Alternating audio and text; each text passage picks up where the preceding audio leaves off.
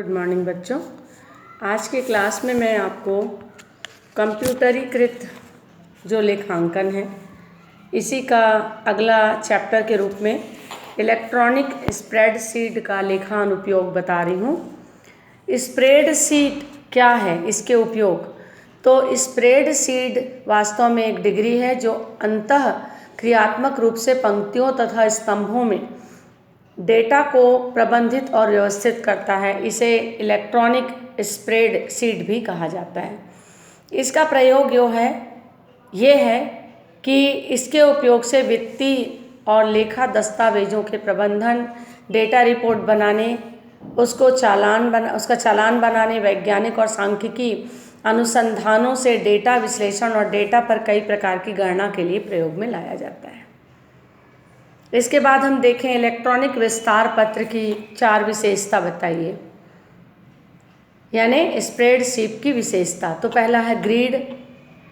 वास्तव में एक स्प्रेडशीट एक ग्रिड है जो पंक्तियों एवं स्तंभों से बना है के रूप में दिखाई देता है। प्रत्येक पंक्ति को क्रमानुसार संख्याएं निर्दिष्ट होती हैं, जैसे 1 2 3 डैश डैश जैसा भी है आगे। इसके अतिरिक्त प्रत्येक स्तंभ की पहचान हेतु एक वर्णाक्षर भी दिया जाता है। प्रथम 26 स्तंभों को ए से प्रारंभ करके जेड तक के वर्णाक्षरों के रूप में निर्दिष्ट किया जाता है तथा इसके बाद के स्तंभों को ए फिर ए बी, इसी प्रकार सभी वर्णाक्षरों को भी निर्देशित किया जाता है। दूसरा है अंश एलिमेंट। वास्तव में एक विशिष्ट पंक्ति एवं स्तंभ का प्रतिच्छेदन बिंदु स्प्रेडशीट के प्रत्येक अंश को परिभाषित करता है, इसलिए संगत पंक्ति एवं स्तंभ से संबंधित यह उसका पता लगाता है। अंश A1 का अभिप्राय है स्तंभ ए की प्रथम पंक्ति। गणनाओं हेतु सूत्र तथा डाटा संचयन में अंश समर्थ होता है। लेंस अवलोकन के कारण ही स्प्रेडशीट उपयोगकर्ता को कार्य में प्रयुक्त सीमित पंक्तियों एवं स्तंभों को देखने एवं उन पर ध्यान केंद्रित करने की अनुमति देती है। नेक्स्ट है प्रकार्य। स्प्रेडशीट को कोई प्रकार्य सामर्थ्य देते हैं जिनसे कठिन एवं लंबी गणनाएं कुछ ही सेकंड में कर सकते हैं। उसी प्रकार से सेव, प्रिंट तथा भेजना। स्प्रेडशीट मतलब एक प्रकार का ये ग्रिड है, इलेक्ट्रॉनिक विस्तार पत्र।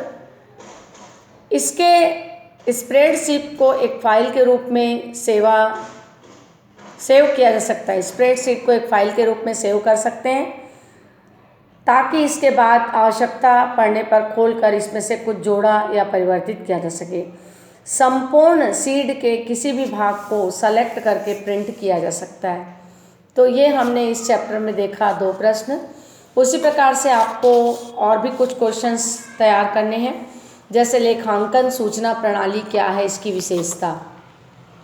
तो लेखांकन सूचना प्रणाली की विशेषता ये है कि पहला विश्वसनीय। जो भी लेखांकन सूचना प्रणाली होती है उसको विश्वसनीय होना चाहिए।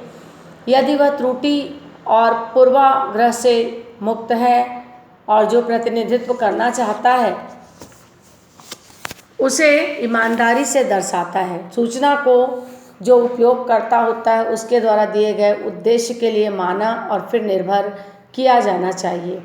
यदि सुनिश्चित करने के लिए जानकारी विश्वसनीय है, यह आर्थिक स्थिति का प्रतिनिधित्व करने में सत्य, तटस्थ और वफादार भी होना चाहिए। दूसरा, समझने की क्षमता।